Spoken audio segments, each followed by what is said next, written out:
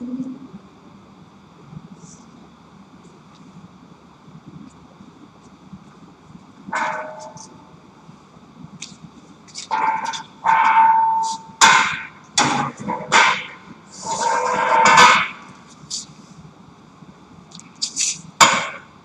afternoon, everyone. Today I am going to discuss about the osteology of skull, that is osteology of head and neck. So you finished the osteology of thorax. So today I am starting with osteology of head and neck. That too first skull. So normally the head and neck is the uppermost part of the body, which comprises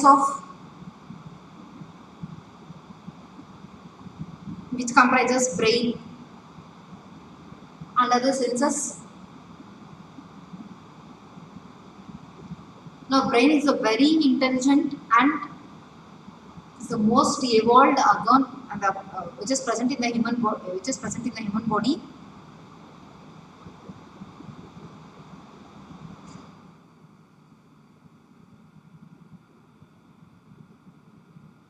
Skull comprises of number of different bones and their different regions. Parietals lies which on the top of the skull, and temporals just area above the ears. Orbital is where the large orbital openings are present. So nasal region where the ear, external ear, the region of the external ear, and the oral region where it comprises of upper and lower jaws.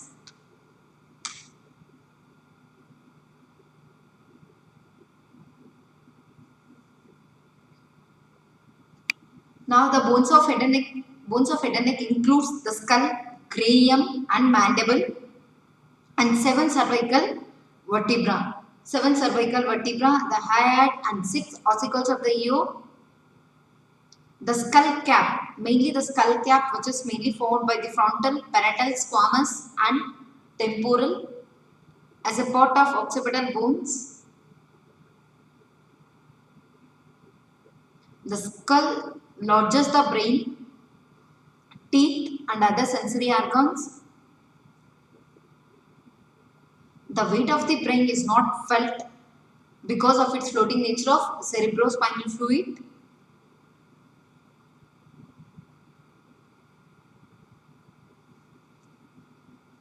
Now coming to the contents, the overview of thus all, what I am going to tell you, the external features. What is the external features in different views like anterior view, also called as frontal view, lateral view, posterior. We are going to read the skull under following views like anterior view, lateral view, posterior view, also called as occipital view, superior view and inferior view, and along interior also. Then the internal features, that is cranial cavity. Cranial cavity is divided into 3 parts, that is anterior cranial cavity, middle cranial cavity and posterior cranial cavity. And the mandible and tame joint means temporomandibular joints. So all these things includes the skull. Okay, external features, we read the skull under anterior view, lateral, posterior, superior and inferior views. So now coming to the introduction part of the skull, the head is the superior part of the body, that is which attaches the trunk by the means of the neck. It is the control and communication center as well as it is acting as lodging dome for the body. It houses the brain and therefore it is site for the all consequences, ideas, creativity, imagination, responses, decision making and the memory. It includes the other senses, other sensations like special sensory receivers like eyes, ears, mouth and nose, like broadcast devices like voice, expression, and it is helpful for intaking of fuel like water and oxygen, and releasing of carbon dioxide. And it consists of the brain and its protective coverings, ears, face, and the face mainly includes the different kinds of openings and passages,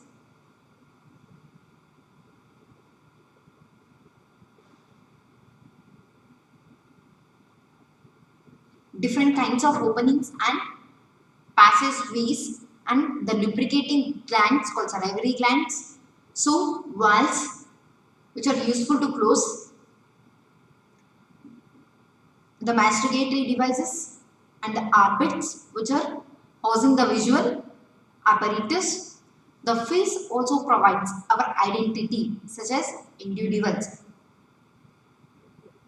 Disease, malformation or any trauma of these structures in the head from the basis of many specialties including dentistry, maxillofacial surgery, neurology, neuroradiology, neurosurgery, ophthalmology, oral surgery, bones that are joined to form the cranium. That is, skull means including mandible.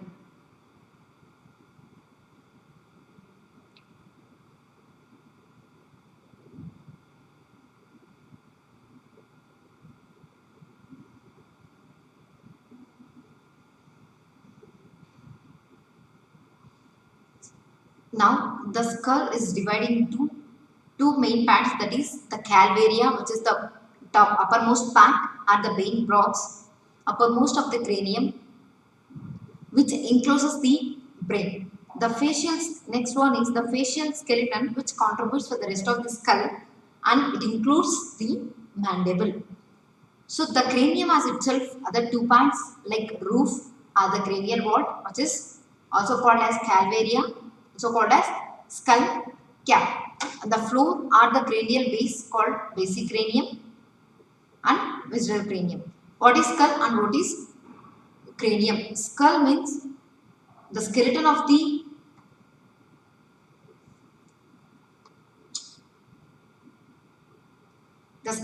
head is mainly formed by the skull.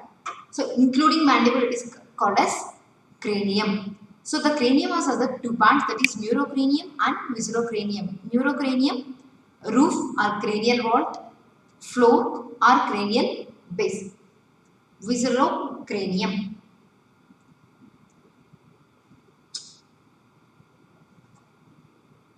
So now here in this picture you are seeing the difference between neurocranium and viscerocranium. Neurocranium is a bony case which protects the brain and which lodges the brain. It has membranous coverings called the cranial meninges. It also consists of proximal part of the cranial nerves and the vasculature of the brain, like called blood vessels of the brain.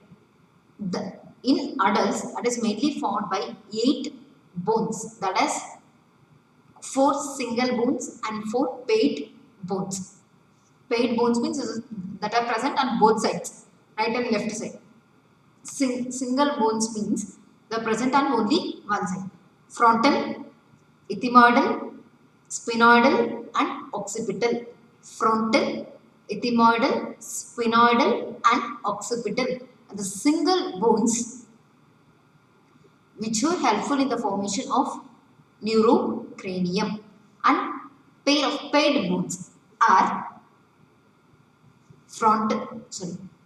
paired bones are sphenoidal and temporal. Paired bones are parietal, temporal, malleus, incus, stapes. Unpaired bones or single bones are frontal, occipital, sphenoidal and ethmoidal bones. Paired bones, parietal, temporal, malleus, incus and stapes. So unpaired, frontal bone, occipital bone, sphenoid and ethmoid bone.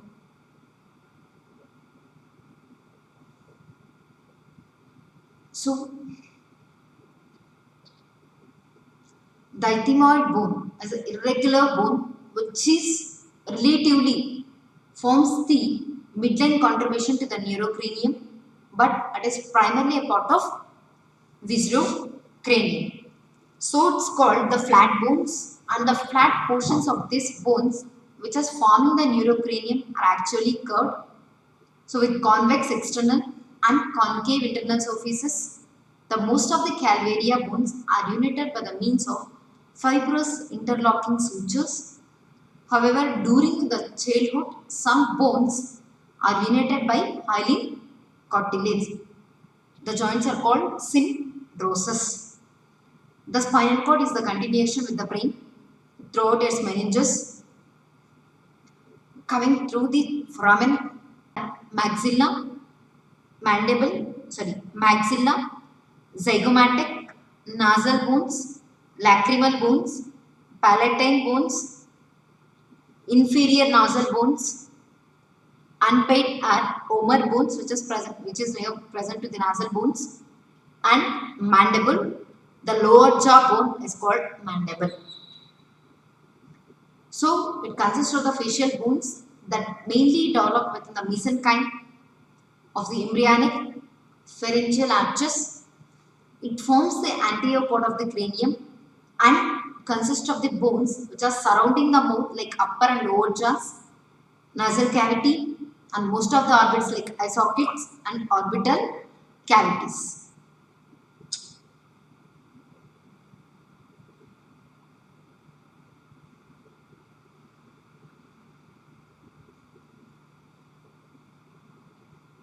So it consists of 15 irregular bones. There are 3 singular bones and 6 bones which are occurring on both sides. They are maxilla, inferior nasal conchae, zygomatic bone, palatine bone, nasal and lacrimal bones.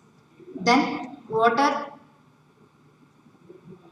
pneumatized bones present in the skull are frontal, temporal, sphenoidal and ethmoidal bones. What are pneumatized bones? Normally the 8 spaces which are the bones which are filled with 8 spaces. What is the function here? So as it contains the 8 spaces, it is helpful to decrease their weight. So the total volume of the 8 spaces and these bones will increases with the age. And the maxilla and mandible, which are houses for the teeth, they provide the sockets as well as the supporting bones for the maxillary and mandibular teeth. And the mandible, which is forming the skeleton of the lower jaw, which is only movable bone present in the skull. Now coming to the anatomical position of the skull.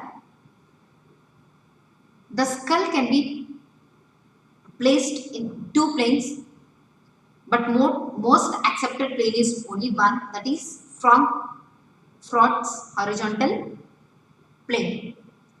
Other one is reduced space, that is a horizontal line which is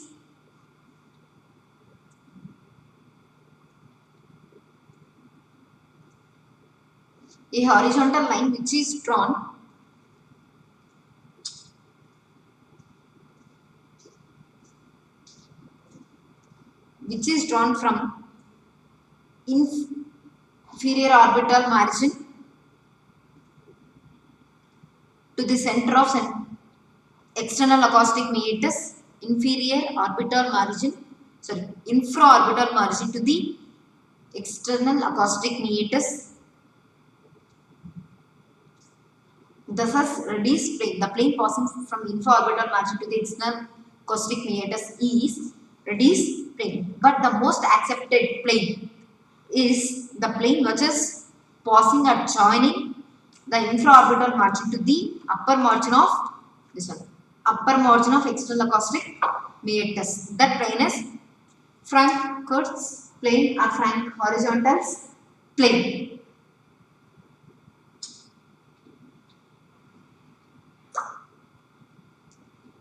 So anatomical position, in the anatomical position, the cranium is oriented in such a way that the inferior margin of the orbit and the superior margin of the external acoustic meatus lies both lying in the same horizontal plane.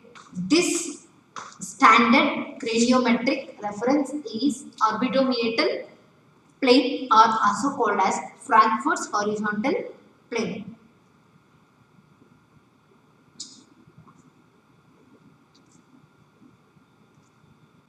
Anterior view, anterior view are norma frontalis.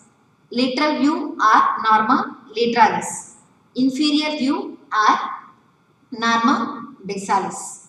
Superior view, reading of skull from the superior view, norma verticalis. Posterior view, norma occipitalis. Anterior view, norma frontalis. Lateral view, norma lateralis. Lateral view, norma lateralis. Inferior view, norma basalis. So, reading of the skull inside is interior of the skull. It is surface of the cranial vault and surface of the cranial base. And then what is the peculiarity? What is the peculiarity of this skull bones? We have the many different peculiarities of the skull bones, because the base of the skull is ossifies itself in cartilage, and the skull cap is ossifying in membrane. At birth, the skull comprises of only one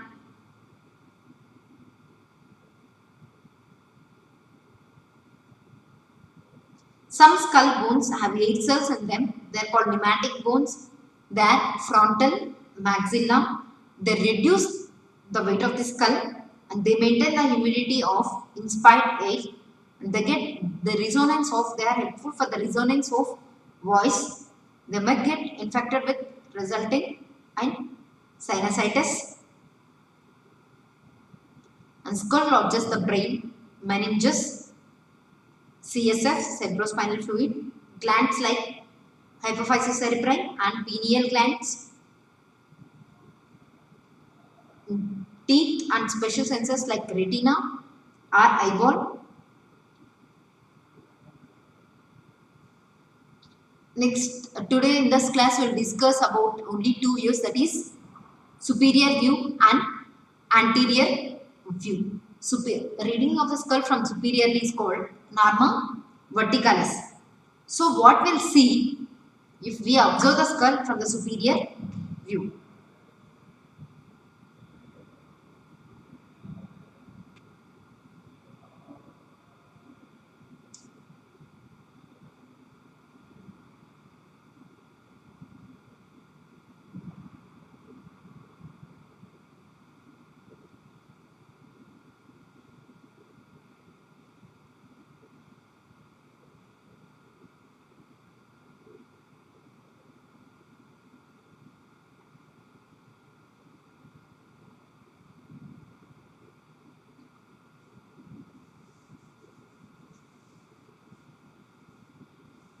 When we are viewing from above, the skull is usually oval in shape and it is looking like broadened posteriorly and consists of here the arrow marked structures, that is the parietal eminences. In children, the prominent frontal eminences and with the parietal eminences gives the skull a square appearance. And then what are the bones we'll see in norma verticalis? So frontal bone anteriorly, this one, frontal bone anteriorly, occipital bone posteriorly, occipital bone,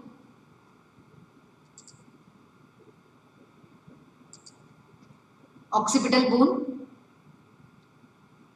frontal, occipital, this is anterior, this is posterior, and this is the parietal bones on each side. Part of temporal bones and zygomatic arch. So frontal bone, occipital bone, parietal bones, and this is the parietal eminences, which are the elevated structure between. This is a suture which is present in between the frontal bone and the two parietal bones.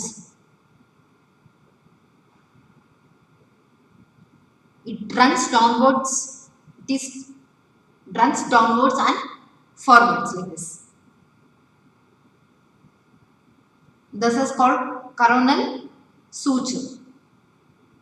This one is coronal suture. It runs forwards and downwards. This is present in between the frontal bone and parietal bones. This is coronal suture. And the next one is sagittal suture, which is a straight suture that lies in between the two parietal bones in the midline, and it meeting the coronal suture anteriorly and lambdoid suture posteriorly. Coronal suture anteriorly and lambdoid suture posteriorly. So now the lambdoid suture. It lies posteriorly in between the two occipital bones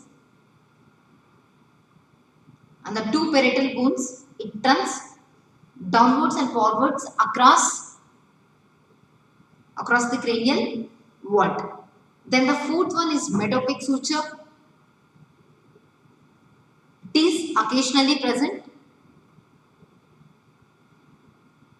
If it is present, it just lies in the median plane, which is separating the two halves of the frontal bone. Normally it will fuse in 6 years of age.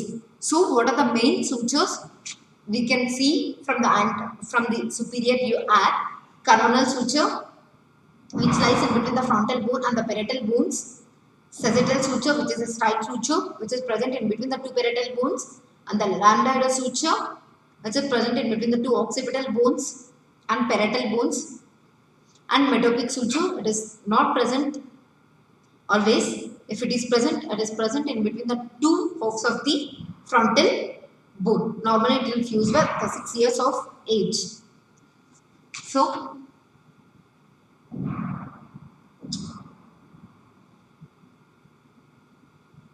what are the other features we can see from superiorly? The highest point of the sagittal suture. The highest point of the sagittal suture is called the vertex.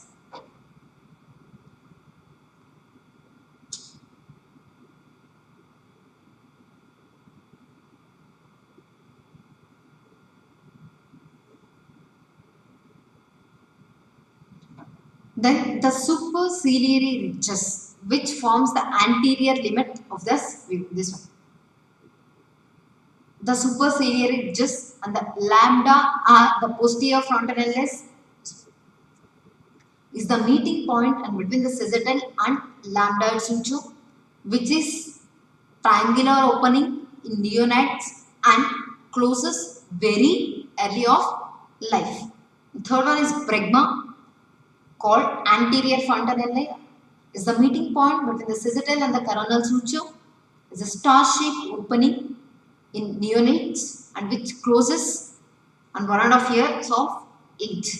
And the parietal foramen, as the two small foraminants, one on each parietal bone near to the sagittal suture and closer to the lambda, and transmits the parietal emissary veins.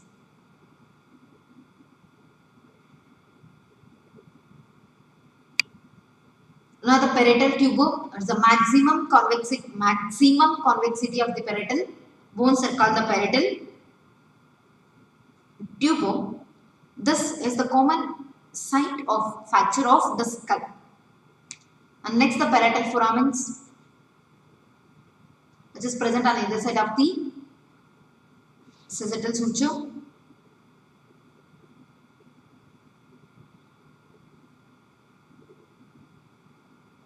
This point is called villian, as the point of the sagittal, the superior temporal lines.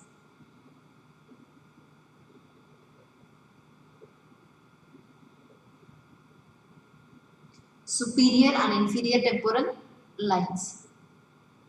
superior and inferior temporal lines. So these are the common features we can see on the norma verticalis. So first is the vertex, which is the highest point which is present in the sagittal suture. Next the bregma, which is a meeting point of sagittal and the coronal suture, and the lambda, which is the meeting point of sagittal as well as the lambdoid suture, and the parietal foramens, parietal tuber, and the temporal lines, superior and inferior temporal lines, and the sutures, the coronal suture, sagittal suture, and the lambdoid suture, and if it is present, the metopic suture.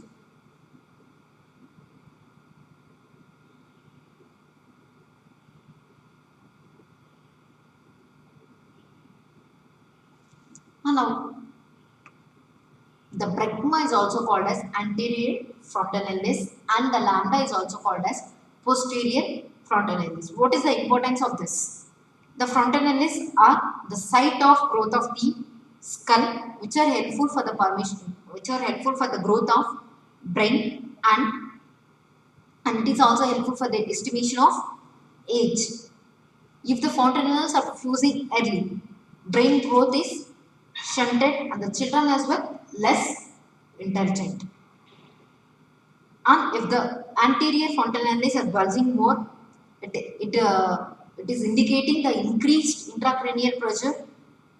And if anterior frontalis is depressed, it indicates the decreased intracranial pressure due to hydration.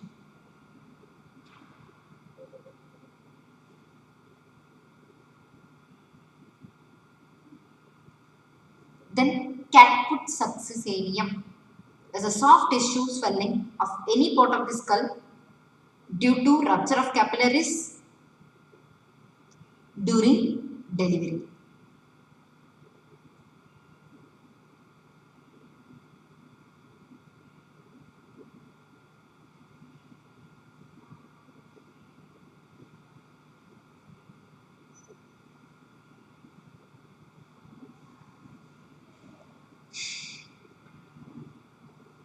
So, coronal suture, sagittal suture, lambdoid suture, bregma, lambda, parietal foramens, parietal tubers, superior temporal line, inferior temporal line, and superciliary ridges.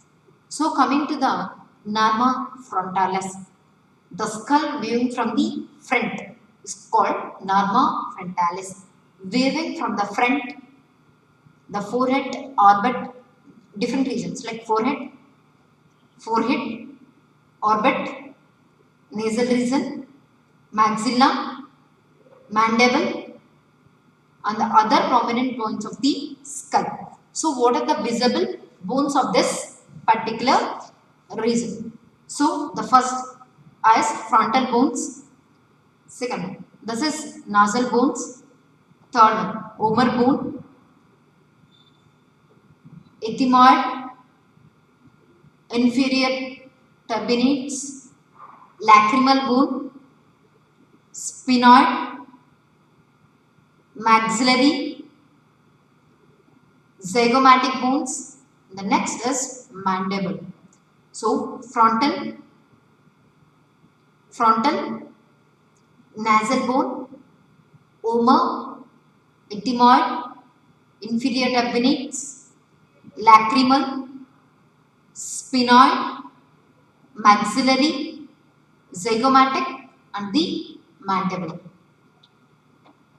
So, what are the features we will see on the norma frontalis?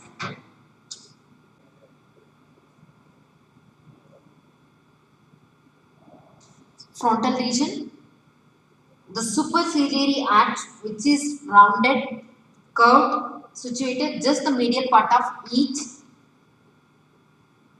This one. Superciliary arch, and the glabella, which is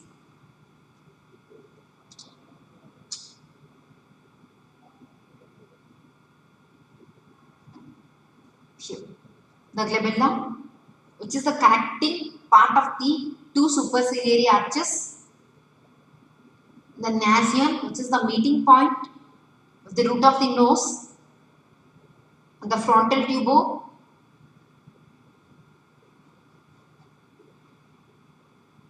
so superciliary arches, glabella,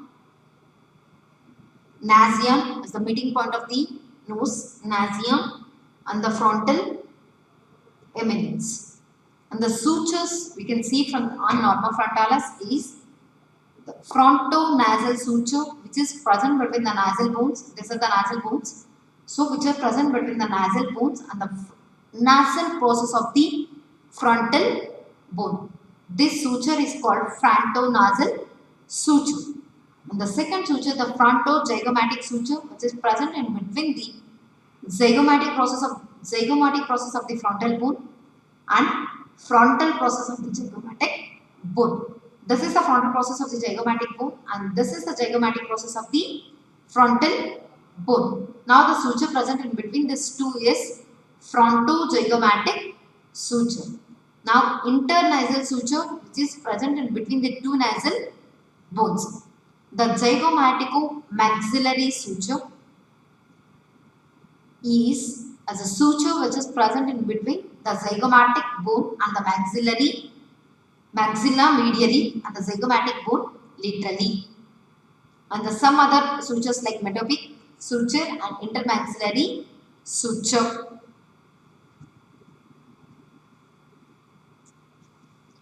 So the superciliary arches here, the two blunt elevations which are present on each side medially, and the glabella, it's a non-hairy region.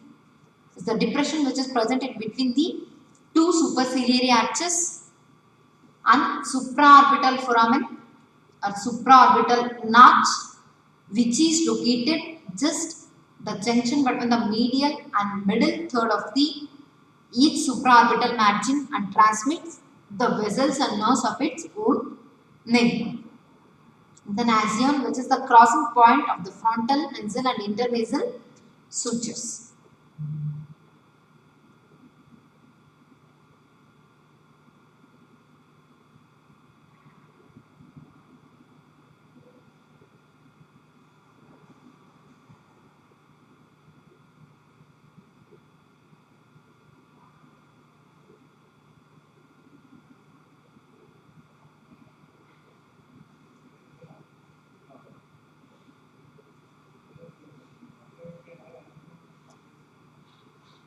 So, the orbit, the anterior nasal aperture, the anterior nasal spine and the canine eminence. Anterior nasal aperture, anterior nasal spine and the canine eminence.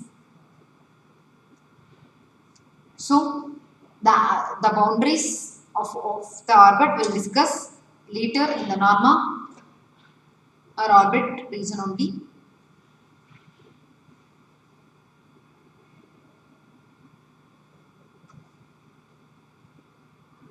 Orbit, the supraorbital margin is from the frontal bone, infraorbital margin from the zygomatic bone, supraorbital margin, infraorbital margin, the medial orbital margin and the lateral orbital margin.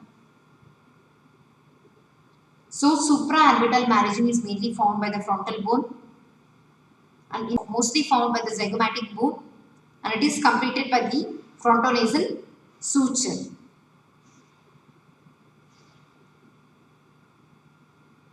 This is the nasal cavity, this is the nasal spine, anterior nasal spine and this is the canine eminence.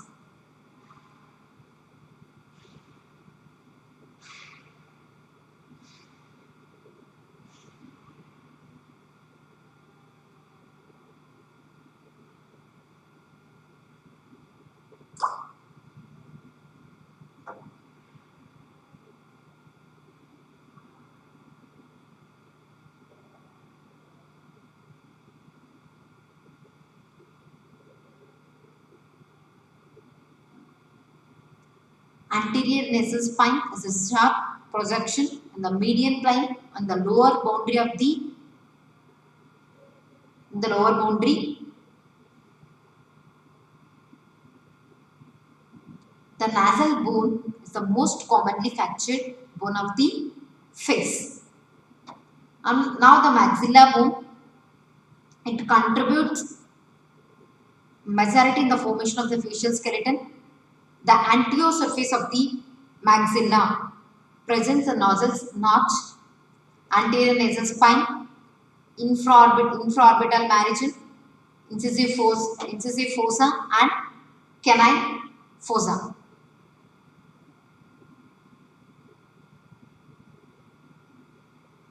And this is a zygomatic bone. It forms the prominence of the cheek. Zygomaticofacial foramen is present on its tusk surface. And now the lower jaw bone is a mandible. Now, what are the sutures we see in the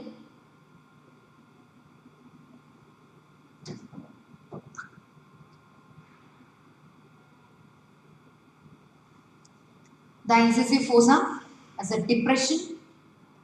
Incisive fossa is a depression and the maxilla which is present medial to the canine eminence. And the canine fossa is a more deep depression which is present lateral to these canine eminence. The infraorbital margin is well defined as a rounded foramen in the maxilla present just below the infraorbital margin that transmits the vessels and nerves carry of the same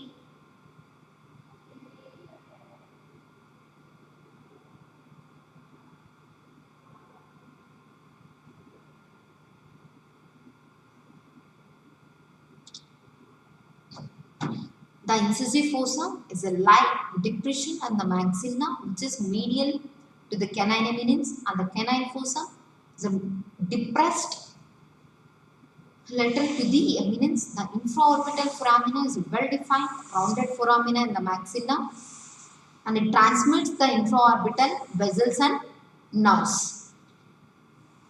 And the symphysis menti join the two halves of the mandible. The elevation is symphysis menti. On the elevation, the mental protuberance, and here the mental foramen. The symphysis menti is a midline ridge which is present at the body of the mandible. The mental protuberance is along triangular lower part of the symphysis. Mental foramen is a small foramen in the mandible, one below each. And now the other features, what you can see in the facial aspect, norma frontalis, frontal and zygomatic bones, orbits, nasal region, maxilla and mandible. The frontal bone is specifically is squamous, means flat, which forms the skeleton of the forehead, articulating inferiorly with the nasal and zygomatic bones. In some adults, the metopic suture will be present, and if it is present, it is maxilla, zygomatic bone, mandible, symphysis menti, mental protuberance, mental foramen, omo, anterior nasal spine, inferior turbinates, here also.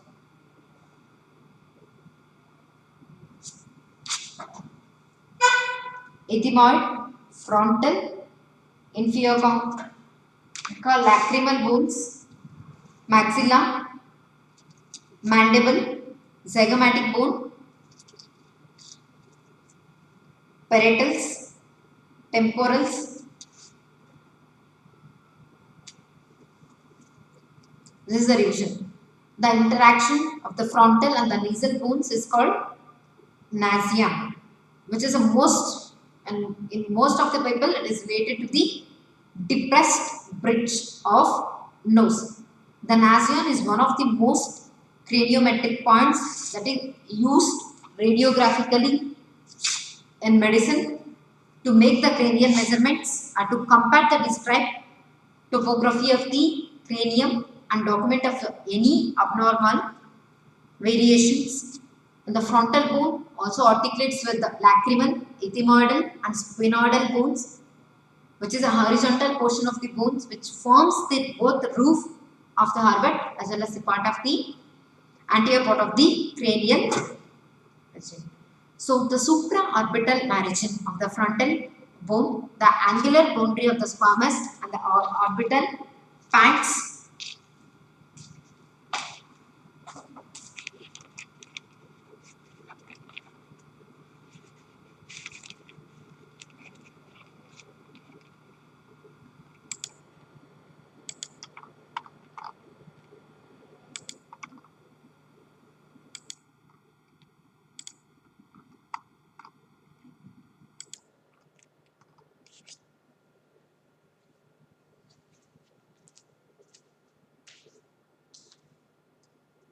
The supraorbital margin of the frontal bone, the angular boundary which is present in between the squamous and the orbital parts, has a supraorbital foramen or notch in some crania for possess the supraorbital nerves and vessels.